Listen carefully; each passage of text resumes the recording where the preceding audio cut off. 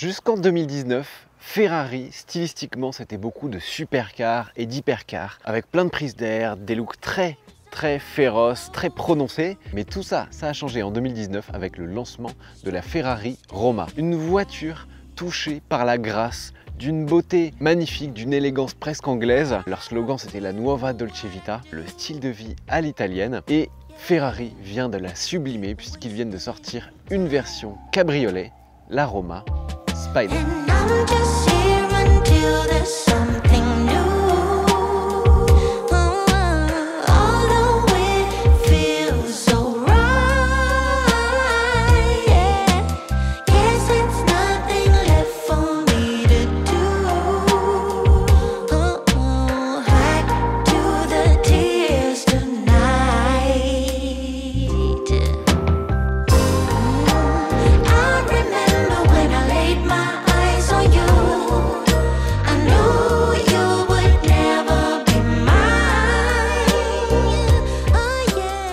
Salut à tous, j'espère que vous allez bien. Si vous ne me connaissez pas, bienvenue sur la chaîne, bienvenue sur World Supercars. Moi c'est Thomas, n'hésitez pas à vous abonner si ça n'est pas déjà fait et à activer la petite cloche des notifs. Vous pouvez aussi me suivre sur TikTok et sur Insta. Et si t'aimes la Roma Spider, mets tout de suite un pouce bleu. Aujourd'hui je vous présente cette version découvrable de la Roma Spider qui est sortie l'année dernière. Une version encore plus sublimée d'une voiture déjà extrêmement élégante, je trouve. La Roma, c'est une voiture qui vraiment tire son inspiration, je trouve, de la Daytona.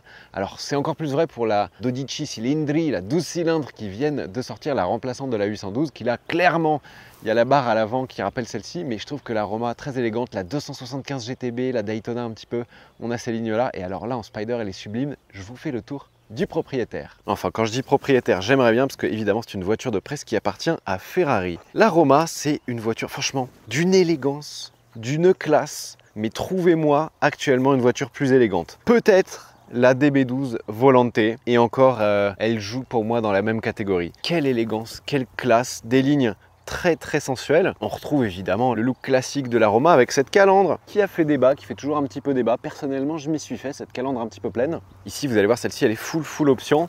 En tout cas, au niveau du carbone, on retrouve la lame à l'avant. Petit détail que les connaisseurs auront noté, celle-ci n'a pas les badges Ferrari, les écussons sur les ailes. Ça lui donne une ligne encore plus pure, je trouve. Peut-être que moi, j'aurais mis les écussons, mais c'est assez classe sans. On a des belles jantes avec des disques carbone céramique et des étriers noirs, pas de contraste jaune.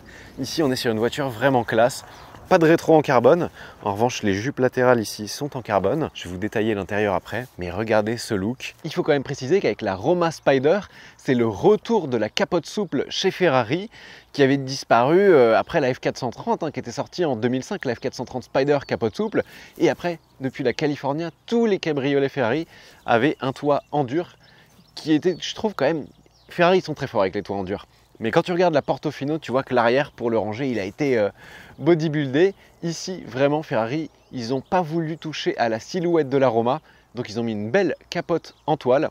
5 tissus et coloris différents pour la capote en toile. Mais ce qui lui confère ce look vraiment intact par rapport au coupé.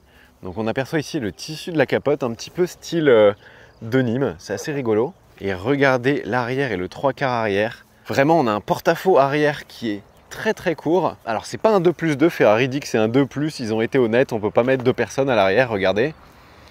On peut mettre des bagages, ou alors des petits enfants si on est des gens, si vraiment on avance le siège à l'avant pour des courts trajets, ça peut dépanner, mais c'est un 2+, et on a l'impression qu'on est assis un petit peu sur les roues arrière, avec un avant qui est assez long et un capot qui est très long. Cet arrière, il est magnifique. Ah, qu'est-ce qui passe? On est sur le rallye des 500 Ferrari contre le cancer. 3,55, 3,48, pas mal. Diffuseur tout en carbone sur celle-ci, évidemment, c'est une option. Il est très beau le diffuseur et j'aime particulièrement les échappements, bon, comme sur la coupée, mais un petit peu en sortie de canon. Et donc, chose qui change évidemment sur la Spider, c'est le coffre qui est devenu tout petit. Je crois qu'il fait moins de 250 litres. Quand le toit est baissé, en fait, il y a ça qui permet de savoir jusqu'où il faut mettre des bagages dans le coffre pour pas que le toit vienne les écraser. Donc on ne peut pas mettre grand chose dans le coffre, il n'est pas immense. En revanche, on peut en rajouter un petit peu derrière les sièges. Regardez-moi ce 3/4 arrière Je la trouve incroyable. Je me lasse vraiment pas de la regarder. C'est une sublime GT italienne d'une élégance et d'une classe qui, je pense, vont être intemporelles. À mon avis, elle va très bien vieillir, la Roma. On retrouve les mêmes feux qui sont très fins. Et ici, un petit aileron qui se lève à une certaine vitesse pour ajouter plus d'appui aérodynamique. Mais ça, je ne sais pas si on va beaucoup le tester aujourd'hui. À l'intérieur, c'est le même design que la Roma coupée, avec cette planche de bord qui sépare un petit peu l'habitacle en deux, avec la petite tablette qui est intégrée comme ça, évidemment tactile. Et ici, les commandes de boîte, qui cette fois sont en aluminium satiné ou mat, je ne sais pas comment dire. Et ça fait moins de traces de doigts dessus, c'est assez joli. Petit écran passager avec le badge Roma Spider et toujours le volant avec toutes les commandes tactiles dont on va reparler à la conduite évidemment. Oh, ça fait un beau bruit là. Waouh, 360 Modena. Je peux pas m'empêcher de faire du car spotting même quand je vous présente des belles voitures. C'est plus fort que moi. Donc un intérieur très chic, très classe, avec des tapis de sol siglés Roma Spider, ça c'est une option évidemment.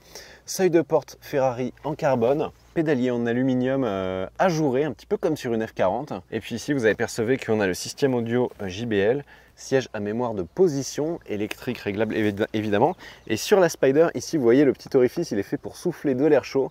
Comme ça, même quand c'est ouvert, tu n'auras pas froid, tu peux te réchauffer le cou. Juste avant de partir et d'écouter le moteur, ça fait 2 jours que je roule avec et donc quand même, il y a quelques petits détails qui me chiffonnent un petit peu sur cette voiture, dont je vais vous parler du prix évidemment. La coudoir centrale, si tu branches des câbles à l'intérieur, parce qu'il y a 2 prises USB et une prise d'allume-cigare, il est très... Alors là, il n'y a qu'un fil et il a été bien écrasé, mais voilà, c'était ça un petit peu, si tu mets 2 câbles, alors là, n'espère pas fermer la coudoir de la Roma. Ça c'est assez chiant. Deuxième chose, c'est ce volant qui est introduit depuis la 296 GTB ou SF90 avec toutes les commandes tactiles. Mais franchement, c'est pas du tout intuitif. Même tous les réglages, que ce soit ici ou ici, c'est pas intuitif, c'est compliqué. Vous voyez ici avec le soleil, avec les reflets, c'est assez compliqué de régler sa clim ou son chauffage quand on conduit parce qu'on voit pas grand chose dès qu'il y a du reflet. Et ici surtout, ces boutons pour les utiliser, il faut d'abord appuyer une fois là pour activer le menu et une fois que tu as activé les boutons, tu peux utiliser ces boutons, donc le cruise control, etc. Mais d'une part, je trouve ça aberrant de devoir les activer pour pouvoir les utiliser. Et deuxièmement, ils sont petits et tactiles. Et ça, j'aime pas. Ça veut dire qu'il faut quitter les yeux de la route quand tu veux les utiliser. Ici, on a les essuie-glaces, le petit magnétino pour changer les modes de conduite. On a wet, confort, sport, race et off. Et quand on appuie dessus comme ça, hop, on met la suspension pour la route bosselée. Ici, le bouton start. Dommage qu'on n'ait plus un gros bouton rouge ici mécanique. Et on a des belles palettes en carbone avec un clic très mécanique. Autre chose vraiment pas ergonomique du tout, c'est ici les contrôles de rétroviseur et de phare qui sont microscopiques, tactiles. Et les utiliser en roulant, c'est extrêmement dangereux parce que faut vraiment regarder où on appuie et franchement, on ne peut pas le faire en roulant, c'est trop dangereux. Ici, on a le bouton pour ouvrir et fermer le toit. Et ici, un nouveau bouton. Et regardez ce qui se passe quand j'appuie dessus. Hop là! On a cette petite trappe qui se déploie et ça, c'est ce qu'ils ont breveté, c'est une sorte de saut de vent. Et quand tu roules jusqu'à 100, 130, tu peux avoir une conversation normale. Il y a vraiment très peu de remous d'air dans la cabine une fois que ça s'est déployé. Alors, c'est pas extrêmement joli, mais par contre, c'est très efficace. Prix de base en France de cette magnifique Roma Spider à partir de 246 000 € sans malus.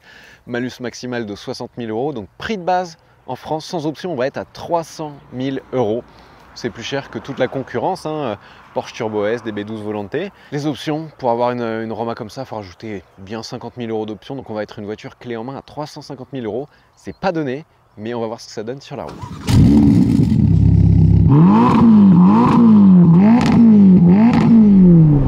Nous voici à bord de la Roma Spider et on la découvre d'abord en mode automatique, confort, etc.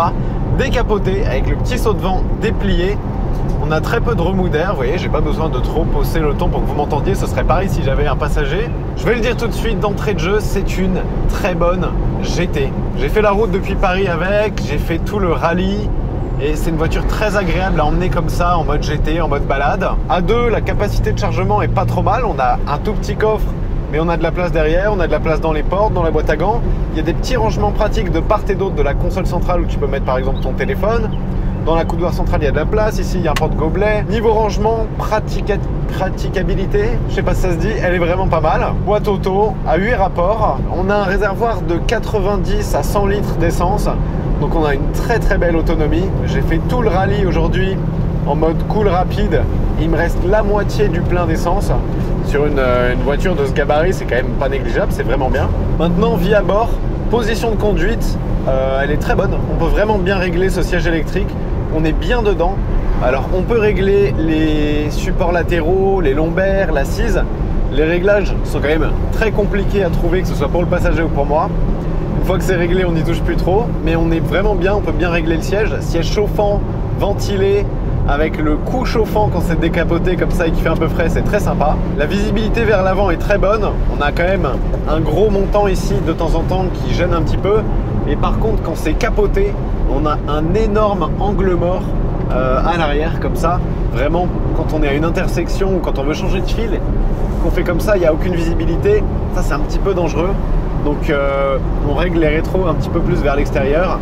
Et puis on se penche, mais il y a quand même un très gros angle mort dans cette Roma Spider vers l'extérieur comme ça. Sinon au niveau des commandes, comme je vous l'ai dit juste avant qu'on parte, le tactile, j'aime pas du tout. Déjà là, les boutons qui sont sur la gauche sont éteints. Pour les utiliser, il faut que j'allume.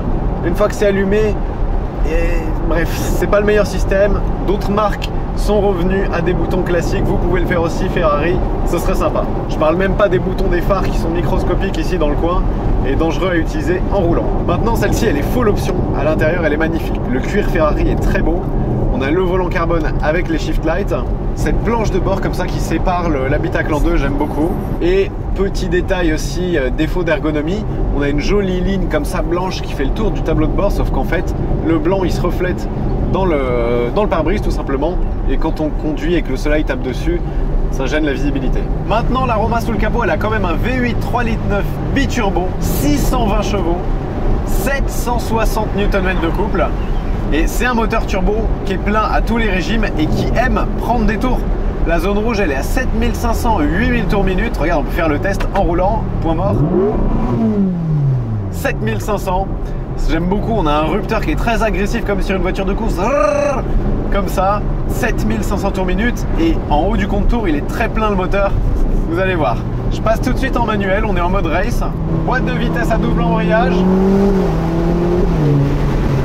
Les rapports quand tu es en mode race, ils claquent.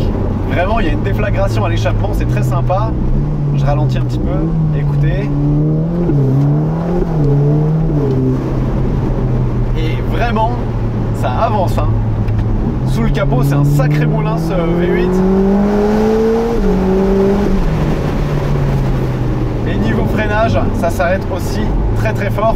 On a des gros freins carbone céramique.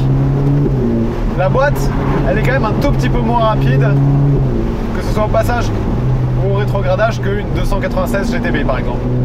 Mais en mode race et sport, il y a ses à-coups. En mode confort, on n'a plus les à-coups et il y a un mode wet si c'est mouillé ou verglacé et que tu as un petit peu peur. Là, on est sur une route fermée, je me permets de vous montrer un petit 0 à 100. 3 secondes 4, 0 à 200, 9 secondes 7, c'est plus rapide qu'une 599 GTO.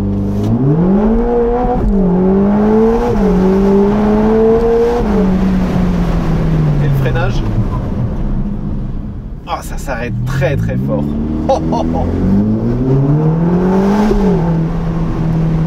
En fait, la boîte, elle est rapide, elle est très rapide même quand on est vraiment en mode attaque. La voiture en performance, c'est un missile. Après, en châssis, on va voir. Là, on a quelques petits virages. Il y a un peu de mouvement de caisse.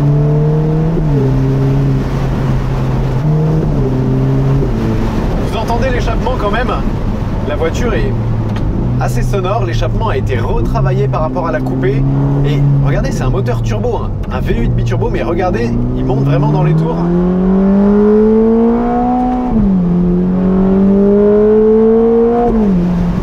Et il est assez sonore, c'est pas exubérant, c'est assez feutré, mais ouais, c'est agréable. On est assis un petit peu sur les roues arrière, avec le capot très long, donc l'avant est assez vif. La direction est plutôt direct, mais on n'a pas trop de ressenti d'information dans le volant. Dans une 296, qui est une supercar, on a plus de ressenti, on a plus l'impression de faire corps avec la machine et d'avoir un kart entre les mains. Là, il y a un peu de roulis dans le virage. La voiture est stable, mais on a du roulis. On a des petits mouvements de caisse un petit peu flous. Disons que c'est pas le châssis le plus précis du monde. Après, c'est une voiture qui est plutôt orientée GT que supercar. Cette voiture, elle est à l'aise en mode road trip, en mode balade rapide si tu veux. Mais disons que attaquer dans les petits cols, le circuit ou les petits virages, il y aura d'autres voitures qui seront plus à l'aise que cette Roma Spider. Elle est capable de le faire, mais il y a des petits mouvements de caisse. Clairement, celle-ci a été dessinée, créée, préparée pour être une super GT. Et ça, elle est à 200% plus qu'une supercar. Mais méfiez-vous parce qu'en performance, on a quand même 620 chevaux, 760 Nm sur les roues arrière. Et là, il y a de quoi s'envoyer en enfer.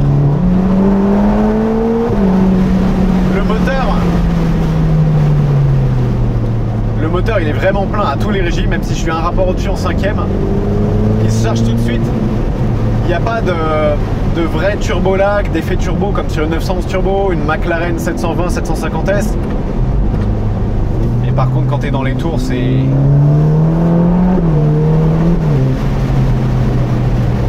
J'adore. On va repasser un ou deux rapports parce que c'est comme ça que cette Roma Spider s'apprécie le plus. C'est en mode cruising. Coude à la portière. Alors remarque peut-être pas parce que tu as l'air un peu con, la portière elle est un peu haute. Mais voilà. Il y a un bon système audio JBL avec beaucoup de basses. C'est pas le meilleur système audio du monde. Hein. Chez Porsche, je trouve qu'ils font un petit peu mieux. Mais c'est sympa. Sinon, vraiment, pour moi, le point fort de cette voiture, les points forts pour conclure cet essai, c'est son confort, les performances de son moteur, sa ligne à couper le souffle. Elle est d'une beauté cette Roma Spider, mamma mia, vraiment un chef-d'œuvre. Les points faibles, les places arrière qui sont quand même microscopiques, tu pourras mettre que des bagages ou vraiment dépanner sur de très courtes distances. Les boutons tactiles et les menus très compliqués, ça j'aime pas. Ah oui, j'ai quand même roulé de nuit avec sur des petites routes de campagne comme ça où il fait nuit noire. Les feux éclairent très fort mais ils éclairent pas assez loin, ils éclairent très bas donc tu vois à 20-30 mètres mais tu vois pas au-delà. Ça c'est un petit peu dommage et donc quand tu arrives dans un virage, c'est un petit peu flippant. Tu es obligé de rouler en plein phare souvent, c'est pas des pleins phares automatiques donc c'est pas hyper facile à gérer. Bon, maintenant, est-ce que aujourd'hui je mettrais 350 000 € là-dedans? Personnellement, probablement pas. Je m'achèterais une DBS Volante plus une autre voiture. Mais bon, c'est du marché d'occasion sur du neuf. Aujourd'hui, 350 000 €, c'est le prix à payer pour rouler en Ferrari. J'espère que vous avez apprécié cet essai de la Ferrari Roma Spider. Merci à Ferrari de me l'avoir prêté, c'était une belle découverte. Super voiture de road trip ou de cruising. Et vraiment en mode automatique, la douceur voilà, entre la boîte et le moteur, elle est exceptionnelle. J'espère que vous avez apprécié. Si c'est le cas et que vous ne l'avez pas encore fait, mettez-moi un pouce bleu. N'oubliez pas de vous abonner à la chaîne non plus, si ça n'est pas déjà fait. Et puis comme d'habitude, je vous dis à très bientôt pour la prochaine vidéo. Ciao!